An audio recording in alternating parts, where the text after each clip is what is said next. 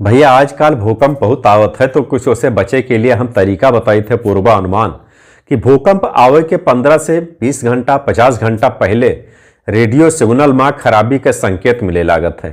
Transmitter में घटाए बढ़ाए पर कुछ आवाज साफ मिलत है। दोसर बात, टीवी चैनल पर 10 से 15 घंटा पहले ही ऑडियो विजुअल में यहाँ कुछ कमी आई जाती है, खराबी आवत है। मोबाइल सेवा भी भूकंप के पहले ठप हो जाता है और सेलफोन भी बंद हो जाता है। तीसर बात यह आपदा के आभास जानवरन का 10 से 12 घंटा पहले हो जाता है। वह अजीब तरह से चीखे चिल्लाए लागत है। 19 से 4-5 में जब हिमाचल के कांगड़ा में भूकंप आवा रहा तब लाहौर के डील के आसपास में सारे पशु पक्षी सुबह से ही चिल्लाए लगे रहा।